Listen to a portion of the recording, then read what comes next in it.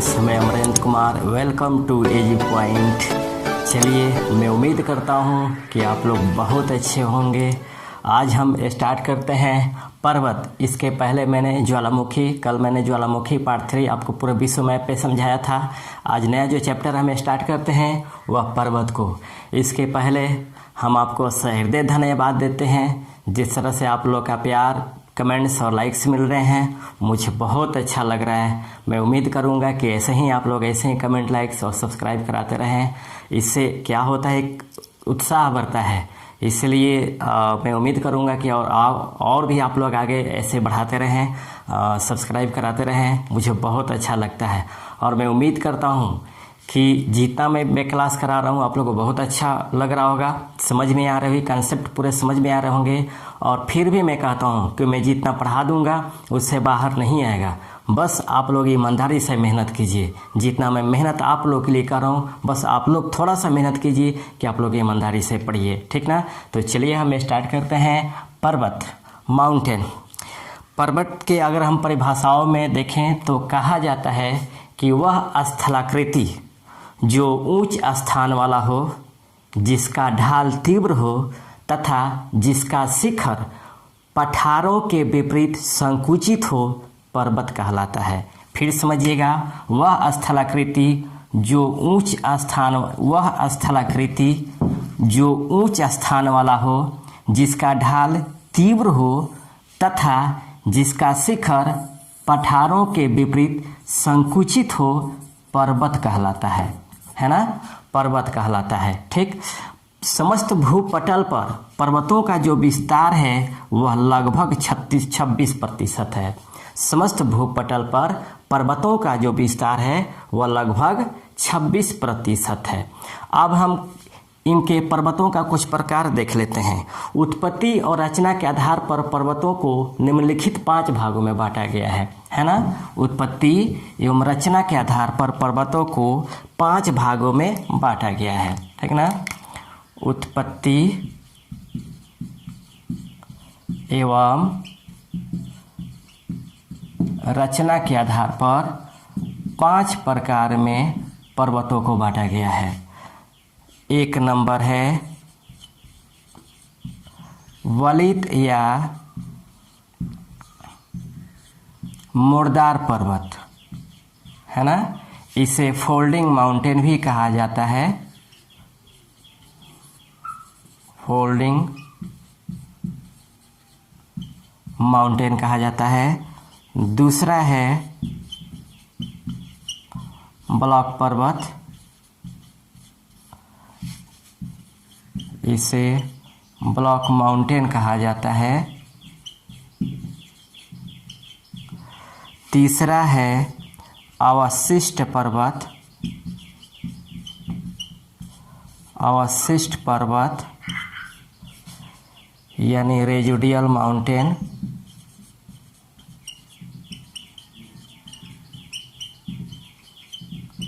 Residual mountain.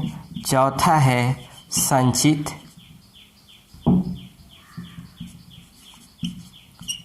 संचित या संग्रहित पर्वत यानी एक्यूमुलेटेड।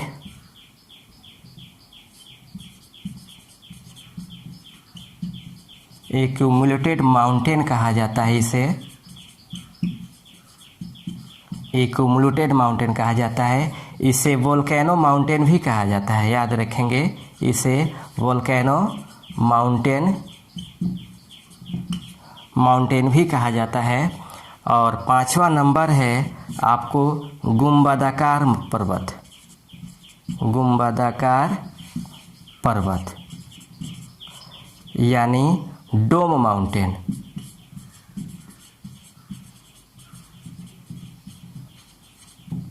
डोम माउंटेन। तो पर्वत 5 प्रकार के होते हैं। उत्पत्ति एवं रचना के आधार पर पर्वतों को 5 प्रकार में बांटा गया है। वलित पर्वत या मुर्दार पर्वत, ब्लॉक पर्वत, अवशिष्ट पर्वत, संचित पर्वत और गुंबदाकार पर्वत, है ना।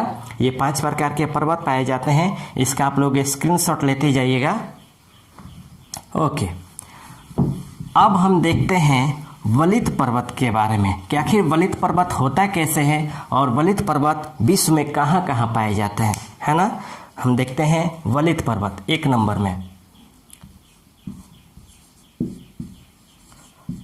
वलित पर्वत समझिएगा, जब चट्टानों में पृथ्वी के आंतरिक शक्तियों द्वारा मोड़ या वलन पड़ जाते हैं तब उसे वलित पर्वत कहा जाता है। जब चट्टानों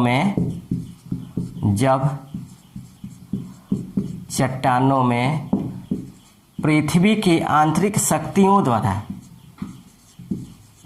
पृथ्वी की आंतरिक शक्तियों द्वारा पृथ्वी के आंतरिक शक्तियों द्वारा वलन या मोड़ पड़ जाते हैं तब उसे वलित पर्वत या मुर्दार पर्वत कहा जाता है। वलित पर्वत का जो निर्माण होता है वह अवसादी चट्टानों में दबाव के कारण मोड़ या वलन पड़ने के कारण होता है। फिर समझिएगा, वलित पर्वत का निर्माण अवसादी चट्टानों में दबाव से पड़ने वाले वलन या मोड़ के कारण इस पर्वत का निर्माण होता है। और एक सबसे इम्पोर्टेंट इसका है कि विश्व के जितने सबसे ऊंचे पर्वत होते हैं या सर्वाधिक विस्तृत पर्वत होते हैं वह सभी वलित पर्वत या मुर्दार पर्वत होते हैं, है ना। विश्व के जो सर्वाधिक ऊंचाई पर स्थित पर्वत होते हैं या विश्व के जो सर्वाधिक विस्तृत पर्वत होते हैं वह सभी मुर्दार या वलित पर्वत होते हैं। अब कुछ वलित पर्वतों के उदाहरण देख लेते हैं कि विश्व में कहाँ कहाँ वलित या मुर्दार पर्वत पाए जाते हैं, ठीक ना। विश्व में कहाँ कहाँ वलित या मुर्दार पर्वत पाए जाते हैं। विश्व का प्रमुख वलित पर्वत, है ना, विश्व का प्रमुख वलित पर्वत। अब इसमें हम देखते हैं 1 नंबर में है हमारा हिमालय। यह एशिया में स्थित है। हिमालय एशिया में स्थित है और आपको मालूम होगा कि यह विश्व का सर्वाधिक ऊंचाई पर स्थित नवीन वलित पर्वत है ना। यह विश्व का सर्वाधिक ऊंचाई पर स्थित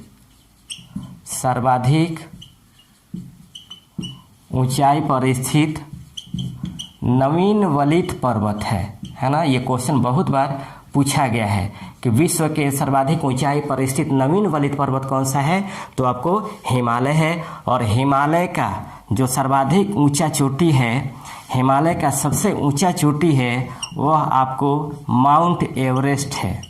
माउंट एवरेस्ट है ना, जो आपको नेपाल एवं तिब्बत में इसका विस्तार है ना। नेपाल एवं तिब्बत के सीमा पर स्थित है। नेपाल में इसे सागरमाथा कहा जाता है और तिब्बत में इसे चोमालुंगमा कहा जाता है। चोमालुंगमा कहा जाता है। माउंट एवरेस्ट की जो ऊंचाई है वह 8,848 या 8,850 मीटर है ना। और चोमालुंगमा का जो अर्थ है वह पर्वतों की रानी है। पर्वतों की रानी है, ये याद रखिएगा, है ना। चोमालुंगमा का जो अर्थ है वह पर्वतों की रानी है। फिर समझिएगा, हिमालय विश्व के सर्वाधिक ऊंचाई पर स्थित नवीन वलित पर्वत है और ये एशिया महाद्वीप में फैला हुआ है। और इसकी सबसे ऊंची पर्वत चोटी माउंट एवरेस्ट जो नेपाल एवं तिब्बत में स्थित है। नेपाल में इसे सागरमाथा कहा जाता है और तिब्बत में इसे चोमालुंगमा कहा जाता है। चोमालुंगमा का जो अर्थ होता है पर्वतों की रानी होती है। और माउंट एवरेस्ट का जो ऊंचाई है वो 8,848 मीटर या 8,850 मीटर है ना। तो ये हमारा हिमालय के बारे में है। स्क्रीनशॉट आप लोग लेते जाएंगे। चलिए अब नेक्स्ट देखते हैं आपको अरावली पर्वत।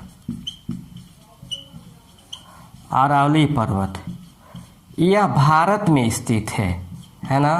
और यह विश्व का सबसे प्राचीन मुर्दार पर्वत है ना। सर्वाधिक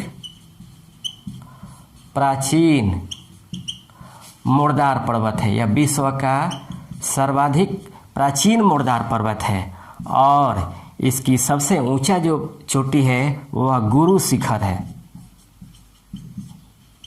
गुरु शिखर है ना, गुरु शिखर है। इसकी सबसे ऊंची चोटी जो राजस्थान के माउंट आबू में स्थित है, राजस्थान के माउंट आबू में स्थित है। उसके बाद हम चलते हैं आपका तीसरा नंबर, आल्प्स पर्वत।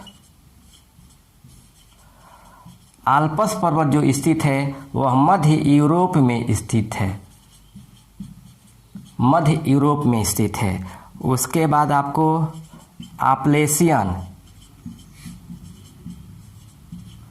आपलेशियन पर्वत और 5 नंबर में रॉकी पर्वत। रॉकी पर्वत ये दोनों उत्तरी अमेरिका में स्थित है, दोनों उत्तरी अमेरिका में स्थित है ना। उसके बाद 6 नंबर में है एंडीज पर्वत। एंडीज पर्वत आपको दक्षिणी अमेरिका में स्थित है, दक्षिणी अमेरिका में स्थित है। स्क्रीनशॉट आप लोग लेते जाएंगे। आपलेशियन पर्वत, रॉकी पर्वत उत्तरी अमेरिका में स्थित है। एंडीज पर्वत दक्षिणी अमेरिका में स्थित है, जो विश्व की सबसे लंबी पर्वत श्रृंखला है ना। जो एंडीज पर्वतमाला है यह विश्व की सबसे लंबी पर्वत श्रृंखला है और एंडीज पर्वतमाला की ही सबसे ऊंची पर्वत चोटी एकांकगुआ है, जो विश्व के सर्वाधिक ऊंचाई पर मृत ज्वालामुखी के रूप में भी जाना जाता है ना। उसके बाद आपको 7 नंबर है एटलस पर्वत। एटलस पर्वत यह आपको उत्तरी पश्चिमी अफ्रीका में स्थित है, उत्तर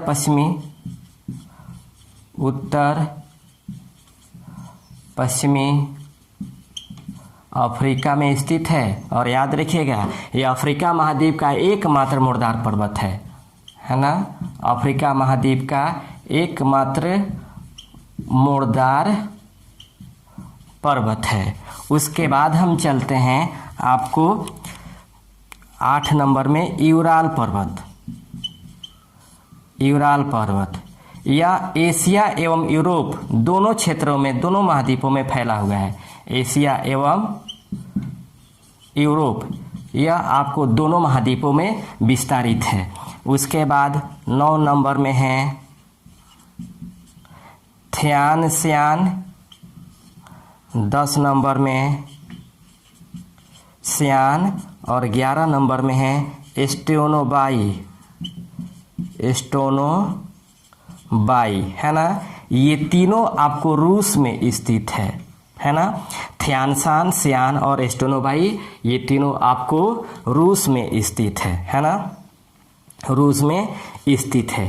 तो ये हमारा प्रमुख वलित पर्वत है, ये हमारा टोटल वलित पर्वत है। और एक है नानशान है ना, नानशान 12 नंबर में नानशान, ये आपको चीन में स्थित है।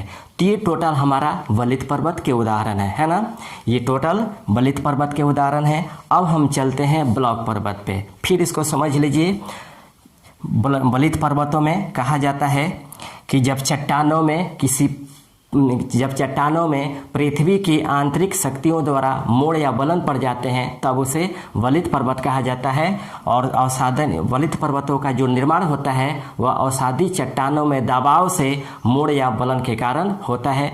ये जो वलित पर्वत है विश्व के सर्वाधिक ऊंचाई पर स्थित और सर्वाधिक विस्तृत पर्वत होते हैं। इनके पर्वतों के उदाहरण में कहाँ कहाँ ये वलित पर्वत पाए जाते हैं, उसमें एशिया में आपको हिमालय, एशिया में अरावली आपको भारत में, उसके बाद आल्प्स मध्य यूरोप में, एंडीज पर्वत आपको दक्षिणी अमेरिका में, उसके बाद आपलेशियन और रॉकी उत्तरी अमेरिका में स्थित है।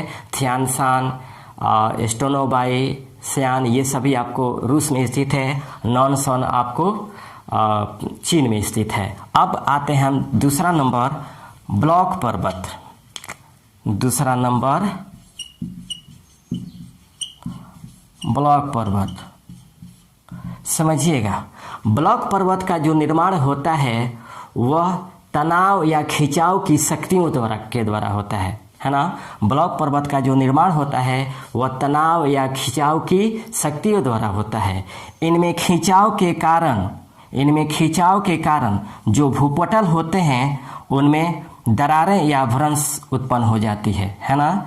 जब खिंचाव होता है तो खिंचाव के कारण धरातलीय भागों में दरारें या भ्रंश उत्पन्न हो जाती है और इसी भ्रंश के उत्पन्न होने के कारण जो धरातलीय भाग हैं उसका कुछ भाग नीचे धंस जाता है तथा कुछ भाग ऊपर उठ जाता है और इसी भ्रंश के कारण उठे हुए ऊपर भाग को, जो भ्रंश दरारों के पास जो उठे हुए ऊपर भाग होते हैं उसी को ब्लॉक पर्वत कहा जाता है। इसको इस तरह से समझ लीजिए, मान लीजिए ये हमारा धरातलीय भाग है और खिंचाव के कारण यह टूटने लगा या टूटने लगा है। जब खिंचाव होता है तब ये टूटने लगता है। जब टूटता है तो इसमें एक भाग टूटकर यहाँ पे आ जाता है और एक बार टूट करके ऊपर चला जाता है, ठीक ना।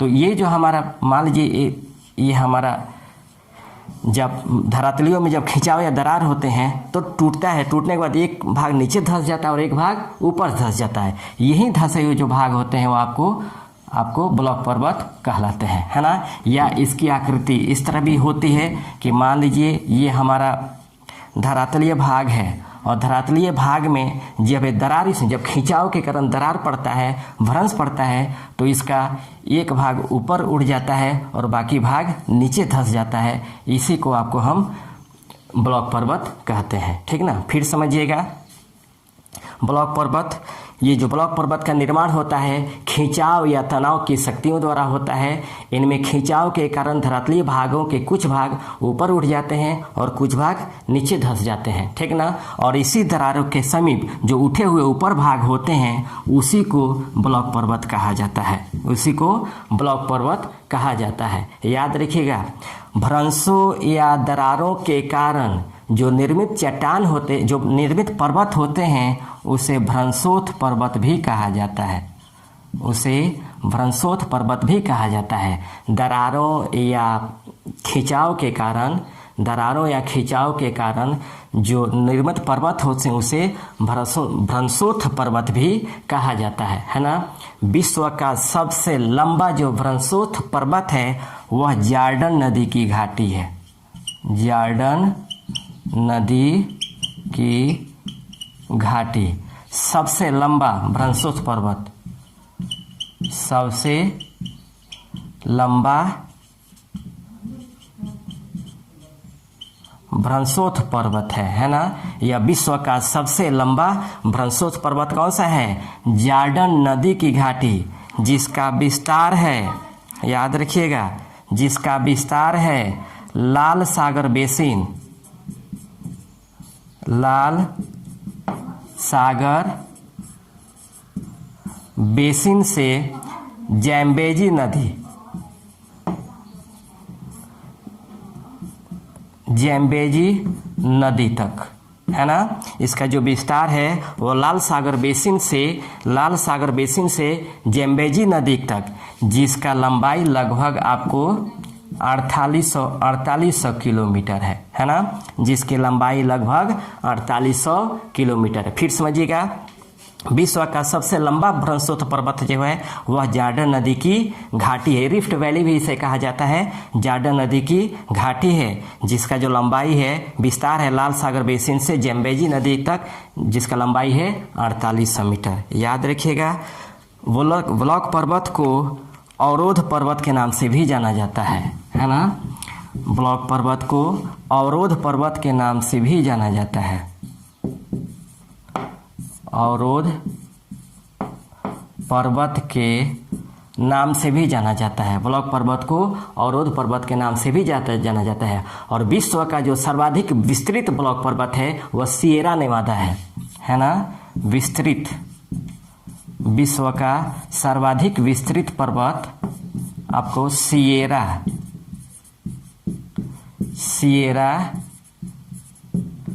नेवादा है ना। ये जो सिएरा नेवादा है यह आपको अमेरिका के कैलिफोर्निया में स्थित है ना।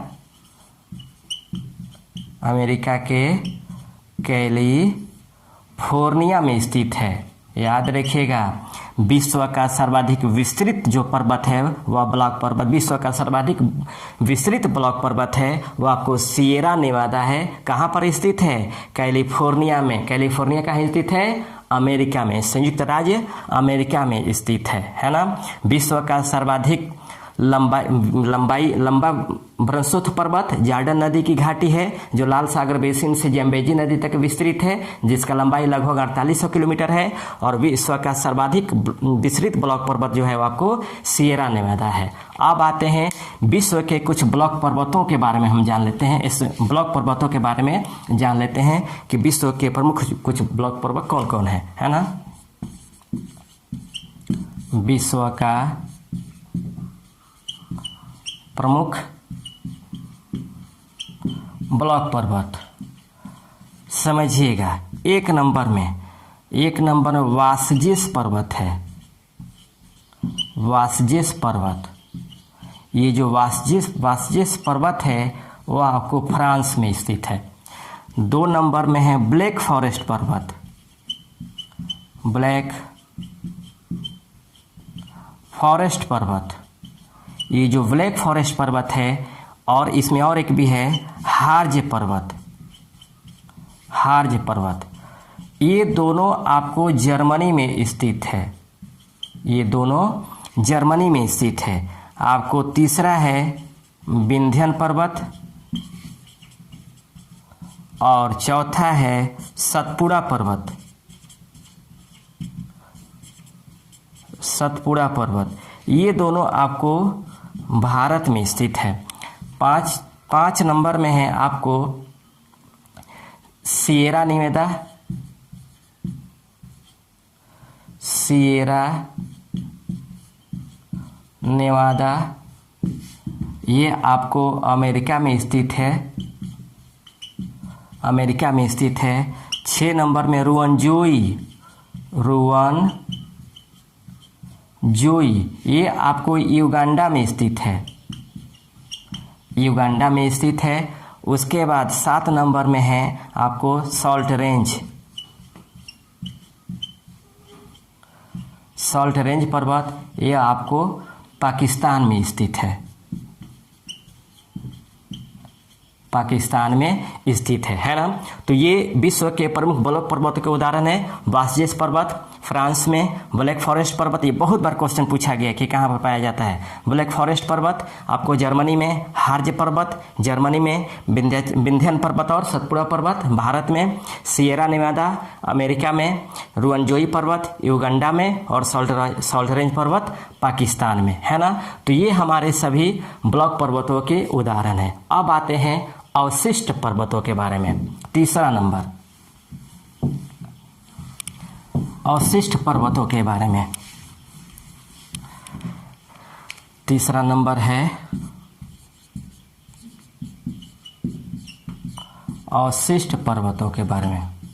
समझिएगा, चट्टानों के अपरदन की क्रिया के फलस्वरूप, चट्टानों के अपरदन के क्रिया के फलस्वरूप जब पर्वत कट करके छोटे हो जाते हैं तब उसे अवशिष्ट पर्वत कहा जाता है। फिर समझिएगा, और चट्टानों के अपरदन के क्रिया के फलस्वरूप जब पर्वत कट छट करके छोटे हो जाते हैं तब उसे अवशिष्ट पर्वत कहा जाता है। अवशिष्ट पर्वतों के जो उदाहरण हैं उनमें पहलू देख लेते हैं। प्रमुख अवशिष्ट पर्वतों में, प्रमुख अवशिष्ट पर्वतों में 1 नंबर में अरावली पर्वत, 2 नंबर में सतपुड़ा पर्वत, 3 नंबर में महादेव पर्वत, 4 नंबर में नीलगिरी पर्वत,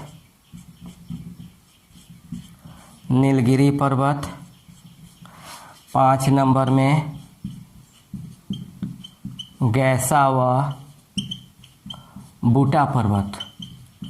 ये सभी भारत में स्थित है और गैसा व बूटा पर्वत अमेरिका में स्थित है। अमेरिका में स्थित है। तो ये हमारे सभी अवशिष्ट पर्वतों के उदाहरण हैं। ये सभी हमारे अवशिष्ट पर्वतों के उदाहरण हैं। तो ये पर्वतों के प्रकारों में इतना ही रन देते हैं। नेक्स्ट क्लास में आएंगे तो आपको हम संग्रहित या संचित पर्वत या ज्वालामुखी पर्वत और आपको गुंबदाकार पर्वतों के बारे में बताएंगे। साथ ही कौन कौन सा पर्वतों की क्या क्या विशेषताएं हैं, कौन कौन सा पर्वत कहाँ स्थित है, वो सभी हम बताएंगे, है ना। तब तक ये हमारा पूरा पर्वत है, इसका फिर एक बार हम रिकॉल कर लेते हैं, है ना। पर्वत वह स्थलाकृति जो ऊंचा स्थान वाला हो, जिसकी ढाल तीव्र हो तथा जिसका शिखर क्षेत्र पठारों के विपरीत संकुचित हो, पर्वत कहलाता है ना। संपूर्ण भूपटल पर जो पर्वतों का विस्तार है वह 26% पाया जाता है। उत्पत्ति और रचना के आधार पर हम पर्वतों को निम्नलिखित भागों में बांट सकते हैं, 5 भागों में बांट सकते हैं, जिसमें 1 नंबर है वलित पर्वत, 2 नंबर में है ब्लॉक पर्वत, 3 नंबर में अवशिष्ट पर्वत, 4 नंबर में संचित या संग्रहित पर्वत जिसे ज्वालामुखी पर्वत भी कहा जाता है, और 5वां नंबर में गुंबदाकार पर्वत, है ना। वलित पर्वत कहा जाता है जब चट्टानों में पृथ्वी के आंतरिक शक्तियों द्वारा जब वलन या मोड़ पड़ता है तब उसे वलित पर्वत कहा जाता है।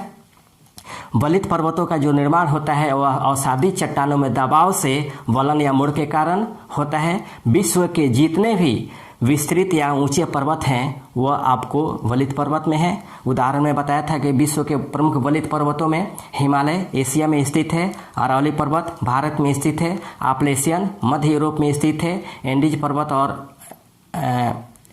आल्प्स पर्वत मध्य यूरोप में स्थित है, आपलेशियन पर्वत और रॉकी पर्वत उत्तरी अमेरिका में स्थित है, एंडीज पर्वत दक्षिण अफ्रीका में स्थित है। इसके बाद एटलस पर्वत उत्तर पश्चिमी अफ्रीका में स्थित है, थियान शान स्टेनोबोई और सियान ये रूस में स्थित है, नॉन सन आपको चीन में स्थित है। उसके बाद हम आते हैं ब्लॉक पर्वतों में। ब्लॉक पर्वतों का जो निर्माण होता है वह खिंचाव या तनाव के शक्तियों के द्वारा होता है। इनमें खिंचाव के कारण धरातलों में दरार या दरार या भ्रंश उत्पन्न हो जाते हैं, और इसी भ्रंश के कारण धरातल के कुछ भाग ऊपर उठ जाते हैं और कुछ भाग नीचे धंस जाते हैं। इन भ्रंशों के पास ऊपर उठे हुए जो भाग होते हैं उन्हीं को ब्लॉक पर्वत कहा जाता है ना।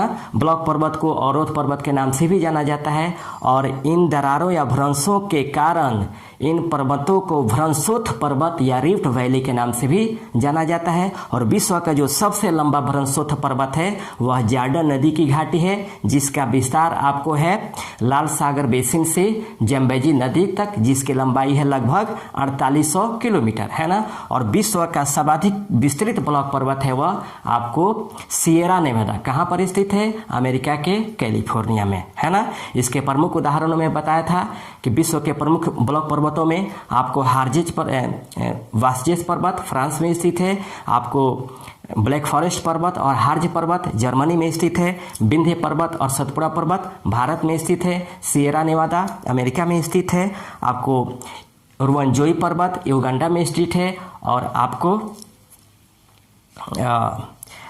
एक किस्म और सॉल्ट रेंज पर्वत ये आपको पाकिस्तान में स्थित है ना। इसी तरह से मैं आपको बताया था अवशिष्ट पर्वतों में, अवशिष्ट पर्वतों का जो निर्माण होता है वह चट्टानों के अपर्दन की क्रिया के फलस्वरूप पर्वत जब कट करके छोटे मोटे हो जाते हैं, कट छट के जब छोटे हो जाते हैं तब उसे अवशिष्ट पर्वत कहा जाता है। और अवशिष्ट पर्वतों के जो प्रमुख उदाहरण है आपको अरावली है, सतपुड़ा है, विंध्यान है, महादेव है, नीलगिरी है ना, जो भारत में स्थित है, और आपको गैसा और बूटा आपको अमेरिका में स्थित है ना। तो मैं उम्मीद करता हूँ कि क्लास आपको पसंद आया होगा। इसी तरह सिंपली तरीके से, जितना आसान तरीका से मैं आप लोग को टोटल ज्योग्राफी पढ़ा दूंगा वो कोई नहीं पढ़ाएगा। बस आप इतना कीजिए कि आप ईमानदारी से इसको पढ़िए और इस क्लास को आप लोग लिख लीजिए, है ना, क्योंकि जो मैं पीडीएफ देता हूँ उस पीडीएफ से कहीं ज़्यादा आपको क्लास में मिल जाता है ना। तो मैं उम्मीद करता हूँ कि आपको ये क्लास पसंद आए होंगे। फिर हम नेक्स्ट क्लास लेकर हाजिर होंगे, तब तक के लिए इतना ही। Thank you, best of luck.